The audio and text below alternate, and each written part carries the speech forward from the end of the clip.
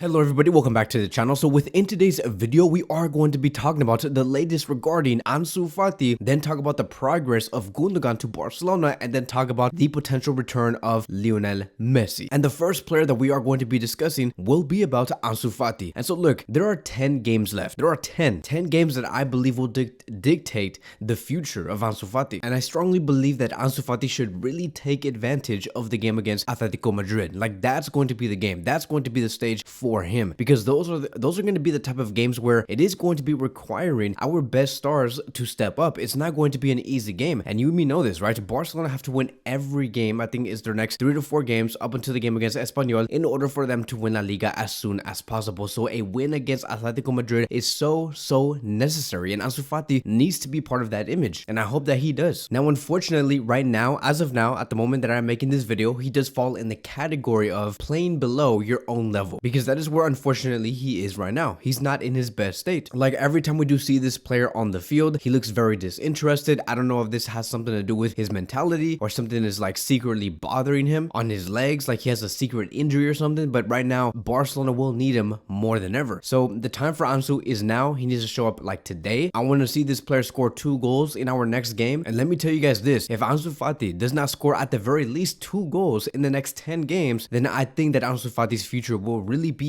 up in the air, and he'll look way more likely to leave Barcelona than actually staying. That's assuming again that he scores less than 2 goals. He needs to score more, right? He's a goal scorer. We know what he could do, and if you fail at doing that thing that you're really good at, then you're no longer going to be wanted. So right now, in Barcelona's current status, like how they feel about this player, Barcelona is currently willing to part ways. Currently, things could change if Ansu Fati does outperform himself in the next 5 to 7 games. Javi Miguel did state this, and I quote, "Barcelona is willing to part ways with Ansu Fati and also Ferran Torres, who is also another player that is not in his best level." Now, there are many factors on why Barcelona is also willing to part ways. Point number 1, Lewandowski is not for sale. Point number 2, Rafinha's departure is not valued by Xavi Hernandez. Point number 3, Dembele is also very key to Xavi. Point number 4, Alarcon's rise right now is something that Xavi has been looking at. And then point number 5 will be Abde's possible return. So because we're going to be having all of these players, this is the reason why Barcelona feel very comfortable on saying we can let go of Ansu Fati, and we can also maybe potentially let go of Ferran Torres, because we have options. And can you imagine what would happen when Messi does return back to this club? It's only going to force Dembele on the left, and that is only going to decrease the minutes for Ansu and for Ferran Torres. And I do want to talk about another thing, right? Because according to Javi Miguel, he has also stated that Fati, who is the father of Ansu, his comments did not go well down with the club. So in some way, the relationship between Ansu Fati and his entourage and Barcelona, it has slightly broken. Not completely broken, but it is slightly broken. And that is a huge red flag, because let me tell you, the words that were coming from the father of Ansu, they were going against Xavi Hernandez. He was critiquing Xavi Hernandez, Barcelona's coach, and the board cannot side with the father. They cannot just let his words slide and just not say anything. They have to side with Xavi Hernandez and protect Xavi Hernandez at all costs. They have to have his back. And so look, this is real life here. Like, I don't know if like there's conversations being taking place between Xavi and the board members of Barcelona saying, hey, look, we see that there are some certain players that are not really fitting well within this club. Do you want us to move them, yes or no? And so like these conversations exist. They exist. It's not like all fairy tales. So in some way, the father made the situation a lot worse by adding unnecessary pressure to maybe not just the club, but also especially to Ansu Fati. So there has to be more self-accountability, more self-awareness. Look, Ansu has been given many chances and many minutes. There has been also players that we have seen this season have gone through injuries and they returned and made a huge impact, like Araujo, Koundé, Lewandowski. But why can't we see the same thing with Ansu? So the demand from him is very high. And going back to what Javi Miguel was trying to state in his reports, he did state here, and I quote, "Ansu and Ferran both have high chances to leave this summer. Jorge Mendes has given the green light to bring offers for Ansu Fati worth a minimum of 40 million euros. Ferran Torres also wanted to add, Barcelona has been contemplating the sale of Ansu Fati, who wants to stay. Mendes has received some interesting proposals, and everything will be studied once the season does end." So I don't know, do you guys believe that anything above 40 million euros is too expensive? I don't think so. I think Ansu Fati will be sold for good money. Like I have said in the past 7 to 10 videos, even though you guys thought that I was crazy, Ansu Fati will be sold for a good amount. Let me tell you that, because there's a reason why Jorge Mendes wants to sell this player now, like in this summer. It's because his value is very high. He's fit, he has no injuries, he's still very young, and he has a contract until 2027. And so if any club wants to buy this player at this time of his contract, it's going to be very expensive. And Jorge Mendes does know that. I know that. It makes complete sense. So you you combine all of these factors, I could really see Ansu Fati being sold at 80 to 90 million euros at the very maximum. And the one club that I think would trigger something like this would be Manchester United. I would love for Ansu to go to Arsenal because that is where I think sportingly he would greatly fit, but a team that would really pull the trigger on this would be Manchester United, because we know that club, we know that they like to take a big risk and put huge investments up front for a specific player. And so now let's move on towards the next topic of today, and now let's talk about Gundogan and talk about this deal, because we've heard stories about this deal being 100% complete from all parties. But it does say here, according to Franco Reyes, he has stated 45 hours ago that Gundogan is not done yet. However, it is getting closer and progress is being made. Various information that it may be a 2-year deal plus a 1 optional year with around 12 million euros per year gross. Now, I want to clarify some things. 32 years old is not old at all. There's still like top athletes right now in the world of football, and not just in football, but maybe like in other sports that are still performing very well at the age of 32 years old. If Gundogan were to come at this club, he can still give a very 3 to 4 strong years. He could do that and guide us to potentially, hopefully, a Champions League. Like, can you imagine, right? I can't think of no other better midfield that Barcelona can have next season, but to have Gundogan, Pedri, Gavi, and Frankie. You have a midfield that has experience, a midfield that has goals, and a midfield that has a lot of athleticism. It's going to be a midfield that you guys cannot even fathom. The other point I want to make is this. We're talking about gross here. I know that it may seem like 12 million euros a year gross is a lot, but what they're actually going to be getting is the net of their salary, not gross. And net always means around half of what gross is. So most likely Barcelona are going to be paying him around 6 to 7 million euros per season. That is what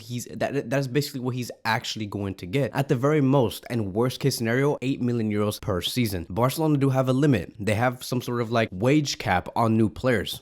Everybody agreed within the board that they are not going to be giving out no more than 10 million euros per season on any new player. Yes, even if that's Kylian Mbappe, even if that's Erling Haaland, even if that's Rashford or any other player. So in the end, Barcelona is going to be paying much less than what Gundogan has been earning at Manchester City. And that's good news because it shows that Gundogan is committed to this club. He is all in on this project that Xavi Hernandez is building, and he's not looking for money. He's looking to see where can he win next. And to him, it is FC Barcelona. And so now to close things off, we are going to be talking about Lionel Messi, because Lionel Messi did have an interview today, and this is what he said. I don't know what the future holds. I always like to fantasize about what might happen, but I really don't know what will be. What God wants will happen. So let me just stop here just for a second, right? I'm not going to read like the whole interview to you guys. I just want to stay on this specific statement. Messi does see eye to eye with us, with the fans, with me, with you, with everybody here. Like when he said that he likes to fantasize about what might happen, we also like to do that too. Like Messi is dropping a huge bomb here. Like we also like to fantasize about what might happen if Messi were to join this squad. Like, can you imagine the amount of goals and assists coming between Messi and Lewandowski? Can you imagine the amount of through balls coming from Pedri, Gavi, and Frankie going to Messi, or Messi combining with Dembele? Like we also like to fantasize too, and I'm assuming that Messi is doing the exact same thing. He's like, man, can you imagine if I had a great midfield unlike what I have at PSG? Maybe I could probably score way more goals than what I'm doing today in this season. So it's a huge bomb, because what he's basically saying is that what he's currently fantasizing right now, which basically means that it's not real, it has not happened yet. And what he's basically talking about is his move to FC Barcelona. That move has not happened yet. And so of course Barcelona is working on the project. And let me give you guys a reminder. Barcelona is going to La Liga first. If you guys may wonder, like, why isn't Barcelona approaching Messi? Is because they want to go to La Liga first and get their approval. The moment La Liga says, yes, this is a great contract to offer to Messi, you guys are allowed to do this, it's going to be huge news. Like everybody's going to be celebrating. You guys have to look for that type of news on Twitter, because the moment that does end up happening,